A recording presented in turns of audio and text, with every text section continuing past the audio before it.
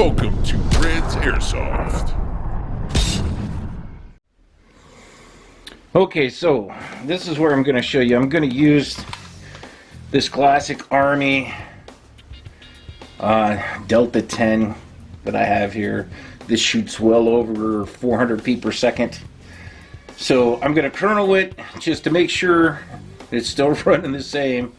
So I've got some 2.0s loaded up into it. So let's kernel it. Let's turn the kernel on. So you can see the kernel is on.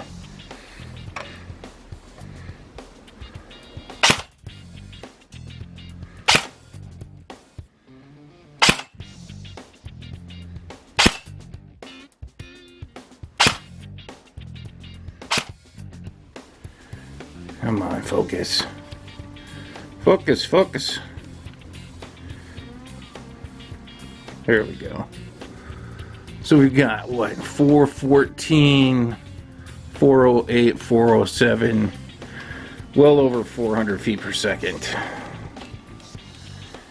Alright, so we're going to use this gun to test those goggles. We're going to shoot those goggles, like I said, at point blank range with this 400 FPS gun. Alright, so I got my iPro on, which are these right here.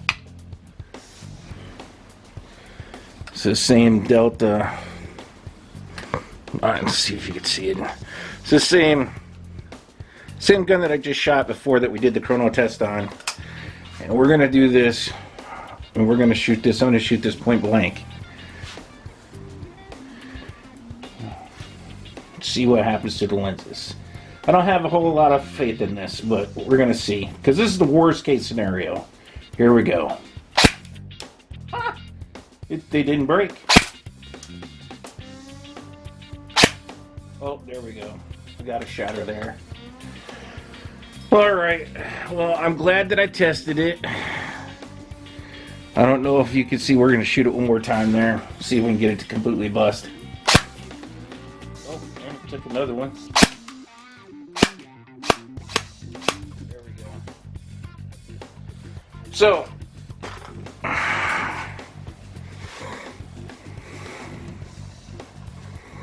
as you can see there, those lenses didn't last. I was really surprised that it did survive the first couple of shots.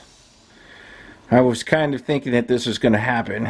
So what I'm going to do is we're going to modify this to where we can still use this, like I said, with my other goggles. Alright, so here we are back at the bench. After doing the chrono and the shooting test, I can see the lenses got some pretty big dimples over here where I shot it twice on this side. It unfortunately did not survive the shots of this side. I'd much rather do this test right now than have this worst case scenario. Like, I'm not going to have somebody less than 12 inches shooting me in the face with a 400 FPS gun. This is just never going to happen. But this is the worst case scenario. This will not pass that test, and to me that's something that if I'm going to put my eyes between me, my eyes at BB, I want it to at least pass that test for me. And this did not do that. But like I said earlier when we were at the bench the first time, what I'm going to do is I am going to do some surgery, and we are going to remove the goggle section from this setup and still use this, because like I really the Chinese writing, or whatever I'm assuming is Chinese, is a really cool accent. I think when I paint these and I gut these filters, I'm going to do everything I can to save the Chinese sticker that goes all the way around these, just as a really kind of neat accent. And then this will be perfectly skirmishable. I will probably hook this up into my helmet setup, so where I can just have it clipped into my helmet, and then when I don't need it, it can hang off to the side.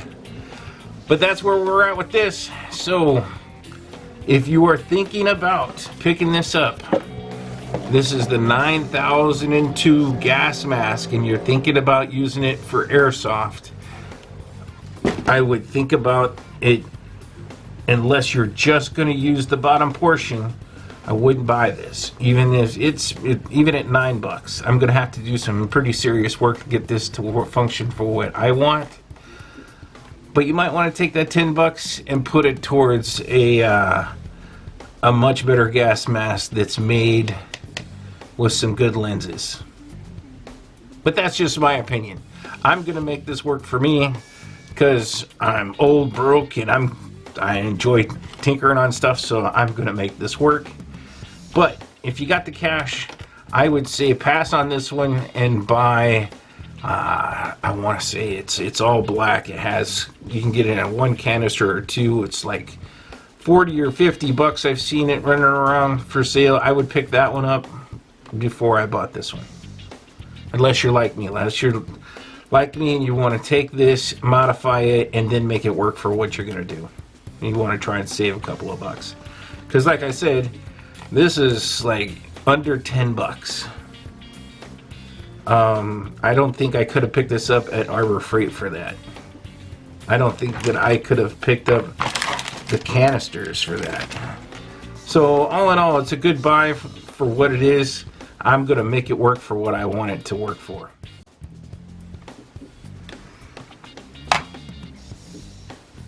Alright, so here we go. This is the finished product. So I wanted something that was, besides the fact my fingers are absolutely disgusting, something that had a really worn, kind of a post-apocalyptic kind of feel to it. And this is what we ended up with. So I think this is going to work really well.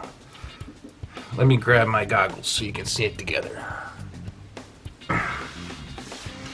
Alright, so here we go. These are the goggles that I normally wear. So what I'm thinking about doing is trimming this down to where those will fit just like so. And that will be my face protection.